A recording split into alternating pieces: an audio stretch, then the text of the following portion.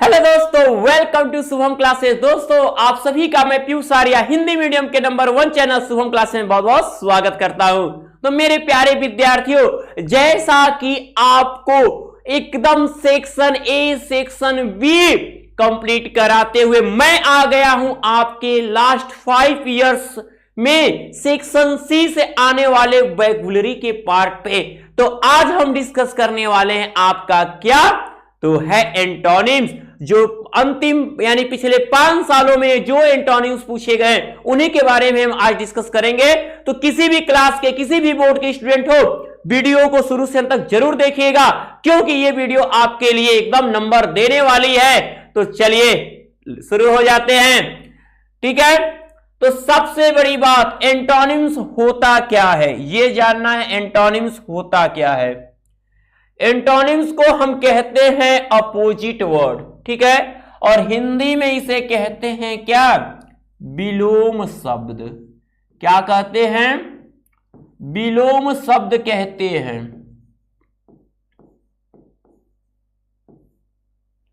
ध्यान देना, ठीक है। अब आप कहोगे सर आप बताइए कि इसका अलाइव लिखा है तो अलाइव का, ठीक है, क्या होगा? एंटोनिम्स हमें बताना है, एंटोनिम्स विलोम बताना है। आप सबको पता है मेरे प्यारे विद्यार्थियों, अलाइव मतलब जीवित होता है, तो हिंदी में उसका उल्टा क्या करोगे? यही ना कहोगे कि मरा। जो जीवित है वो मृत होना चाहिए, तो उसको हम क्या कहेंगे? क्या बोलेंगे? डेडली, यानी कि मृत। मृत, जीवित का मृत, डेडली। ओके, अब यहीं पे आता है क्या? एनिशिएंट, यानी कि प्राचीन।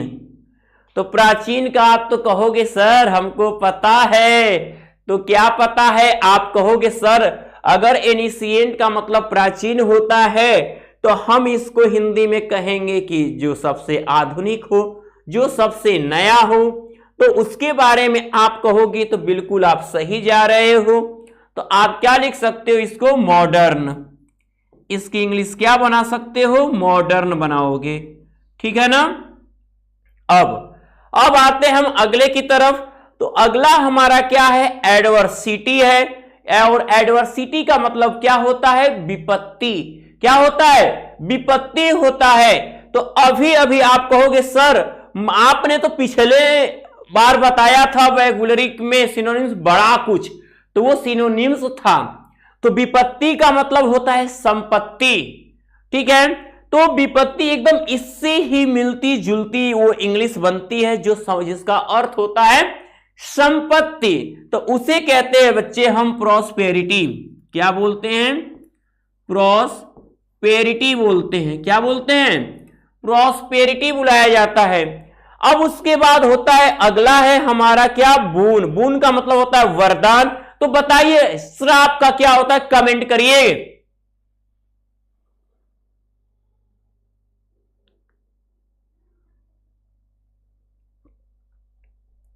बताइए, ये वारदात लिख गया, वरदान होता है वरदान, ठीक है ना। देखिए वरदान होता है, ये नहीं होगा। बताइए किसका अभिशाप होता है? सबको पता है। तो सब कहोगे सर कर्स होता है। बिल्कुल कर्स होता है। और बून के ही शब्दों में बनता है क्या? बून का बेन होता है। आप देखते हो कभी टॉपिक आती है, जब आर्गुमेंटिव टॉपिक आती है तो उसमें लिखा रहता है साइंस बून और वेन, कंप्यूटर बून और वेन, वरदान या अभिशाप। तो वही इंग्लिश होती है। बून का मतलब है वरदान, तो बेन का मतलब होता है क्या? अभिशाप होता है, ठीक है। उल्टा लिखना है हमको एकदम इसका। जिससे ये जीवित, तो ये क्या हो गया? मृत। ये क्या हो गया? आधुनिक। अब लो इंग्लिश के साथ साथ हिंदी में भी विलोम सीख लो साथ साथ। संपत्ति, संपत्ति, वेन का अभिशाप। आपका हिंदी का विलोम शब्द भी तैयार हो रहा है बच्चा, याद रखना, ठीक है ना। एकदम। अब बारेन का मतलब होता है बंजर, तो बंजर का मतलब जो ऐसी जमीन जहां पे कोई चीज उगाई नहीं जा सकती या कुछ भी उगता नहीं है, तो उसका उल्टा की क्या होगा, ऐसी जमीन जहां पे हर चीज उग जाती है, ऐसी मिट्टी। तो उस मिट्टी को कौन सी मिट्टी कहते हैं, उसे कहते हैं हम उपजाऊ मिट्टी। तो इंग्लिश क्या होती है उसका, होता है फर्टाइल। फर्टाइल मतलब उपजाऊ। ठीक है, ध्यान दीजिए। ठीक है, अब हम आगे बढ़ते हैं।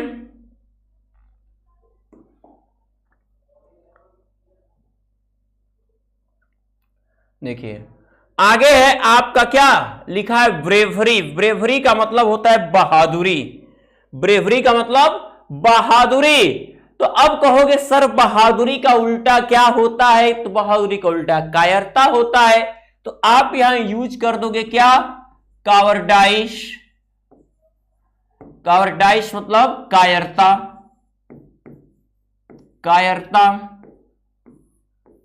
ठीक है, फिर होता है कॉनकॉर्ड का मतलब होता है समझौता।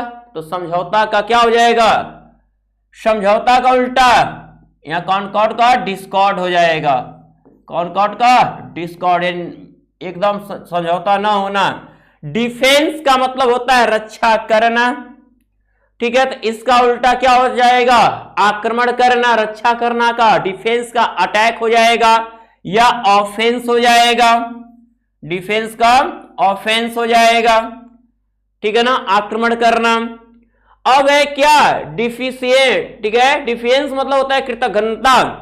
तो इसका उल्टा शब्द क्या होगा बताइए, इसका उल्टा क्या हो जाएगा। डिस्ट्रेस का तो आप बता ही दोगे खूब अच्छे से, दोनों का कमेंट करिए, बताइए।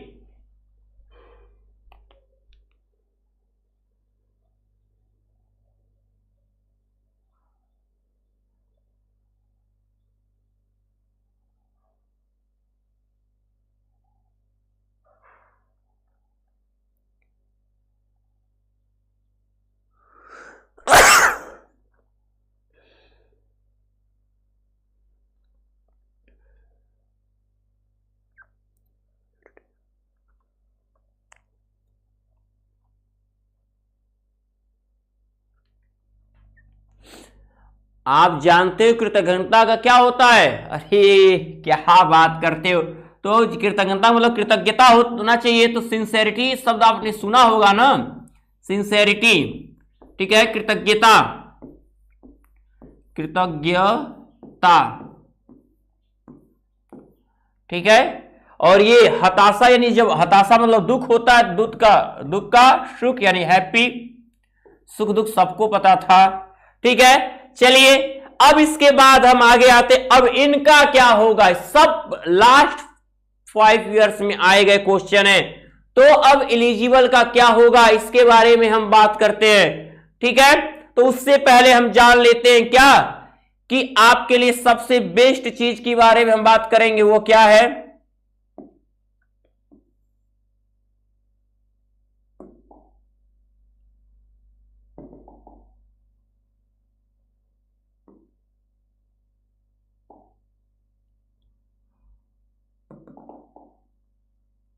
देखिए हम बात करने वाले आए आपके सफलता बैच, जो आपको डाउटनट ने आपके बोर्ड एग्जाम को ध्यान में रख के लाया है। क्या सफलता बैच होगा, क्या इसमें आपको डाउटनट ने दिया है सफलता बैच, ये नया कोर्स जहां पे आपको मिलते हैं क्या 9th के, अगर आप यूपी बोर्ड 9th के स्टूडेंट हैं तो आपको 9th के रिवीजन के साथ 10th का फुल कोर्स, आपको अगले साल का कोर्स फ्री है। आप यदि 10th में हो इस समय तो 10 का तो रिवीजन आपको कराया ही जाएगा, साथ में आपको 11 के कोर्स अगले साल की कोर्स फ्री में पढ़ाई जाएगी।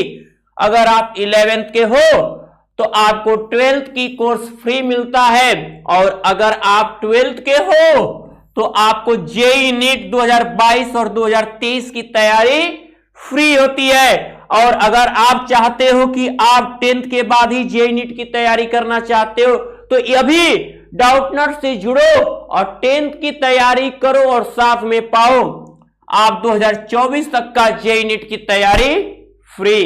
इतना सस्ता कहां होगा? मैंने तो आप अब तक देखा ही नहीं कि इतना सस्ता भी कहीं पढ़ाई मिलती है किसी को। आपके पास, आप सबसे सौभाग्यशाली हो कि आपको डाउटनट से जुड़ने का मौका मिल रहा है।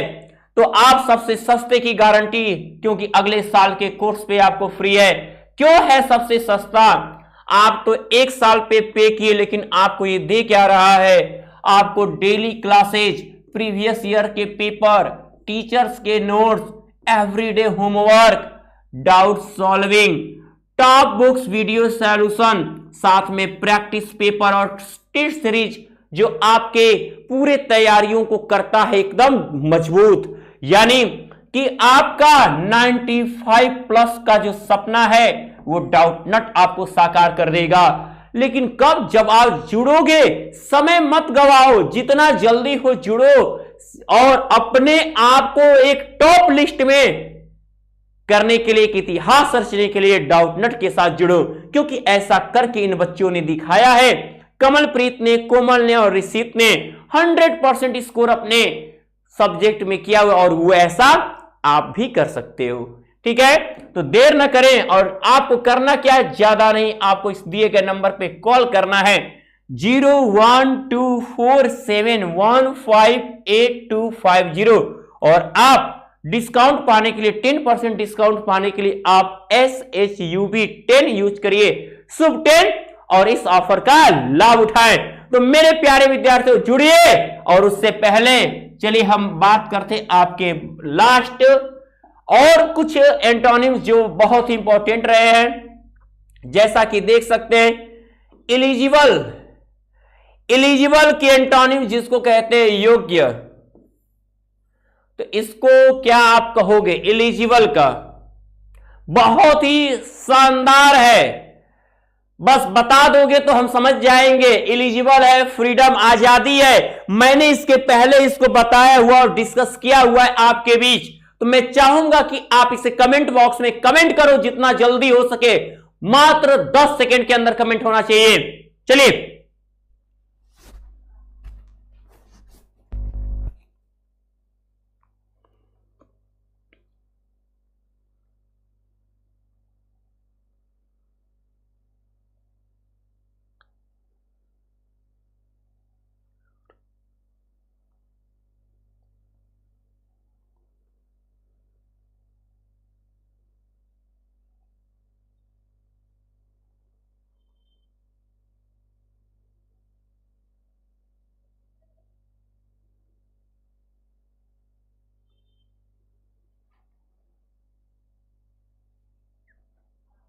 चलिए, बहुत समय आप लोगों ने ले लिया भैया। इलिजिबल यानी अयोग्य लिखने के लिए, अरे सबको पता है कि ineligible I N prefix add होता है।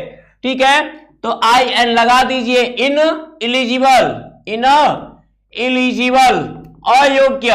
और आजादी का गुलामी कहते हो आप। ठीक है, इलिजिबल, इन इलिजिबल बढ़िया से लिख दें खूब। लो भैया, इन इलिजिबल, अयोग्य, अयोग्य।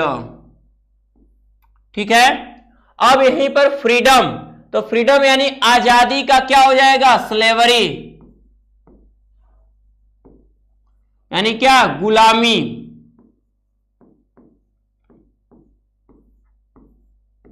ठीक है, वहीं पे आप देख सकते हो ग्रैंड, ग्रैंड का मतलब क्या है? महान। तो महान का क्या? इंफीरियर एक वर्ड होता है जिसका अर्थ है तुच्छ, एक होता है हम्बल, तुच्छ। तो एक हम्बल का मतलब विनम्र भी होता है, तो यहां हम हम्बल भी यूज कर सकते हैं। ठीक है, हम्बल, और एक इंफीरियर भी यूज कर सकते हैं, इंफीरियर। ठीक है, तुच्छ। ठीक है, इंफीरियर के बाद कंपैरेटिव डिग्री में देन की जगह टू लगता है। ठीक है, गेस्ट यानी कि मेहमान, तो हम कभी मेहमान नवाजी करते हैं, कभी मेजबान होते हैं। तो मेहमान का क्या होता है? मेजबान।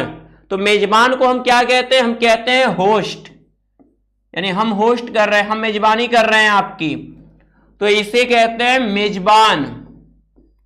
मेहमान का मेजबान कहते हैं। ठीक है ना।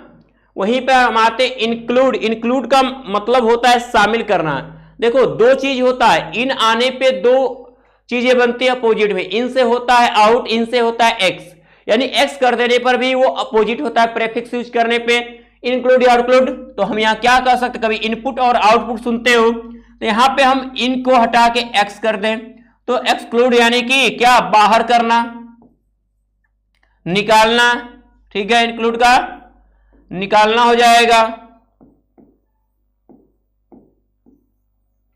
देखिए वहीं पर हम आते हैं लीगल, लीगल यानी कानूनी, तो गैर कानूनी, ठीक है, अवैधानिक, तो उसको क्या कहते हैं, इसमें लीगल से एल से शुरू होने पे आई एल लग जाता है प्रेफिक्स, तो क्या हो जाएगा, इल्लीगल, यानी कि गैर कानूनी। इल्लीगल मतलब गैर कानूनी, ठीक है ना। वहीं हम आते हैं क्या, मंडेन, मंडेन का मतलब होता है असाधारण, एक्स्ट्राऑर्डिनरी, तो इसको क्या कह सकते हैं, जनरल, साधारण, कॉमन कह सकते हैं, ठीक है, या जनरल कह सकते हैं, ठीक है ना, बहुत तुच्छ। वहीं पे एक वर्ड यहां पर आपको दिख रहा है, क्या आपको दिख रहा है यहां पे, ऑर्डिनरी, सामान्य, सामान्य का क्या लिख सकते हो, जनरल लिख सकते हो, ठीक है। देखो उल्टा हो गया, ये आपको एंटोनिम्स लिखना है, तो ये ऑर्डिनरी, ऑर्डिनरी का सामान्य तो क्या कह दोगे, एक्स्ट्रा ऑर्डिनरी, एक्स्ट्रा ऑर्डिनरी असामान्य, एक्स्ट्रा ऑर्डिनरी। वहीं पे आ जाएगा क्या, पैट्रियट, ये तो आपको बनता है बताना, ये पैट्रियट शब्द आपको बनता है बताना। पैट्रियट का क्या होता है, पेंसिव, पहले पैट्रियट का मतलब होता है देशभक्त, यानी कि देशद्रोही का क्या होता है, बताइए कमेंट बॉक्स में, कमेंट करिए, ये आपका हक बनता है, बोलिए।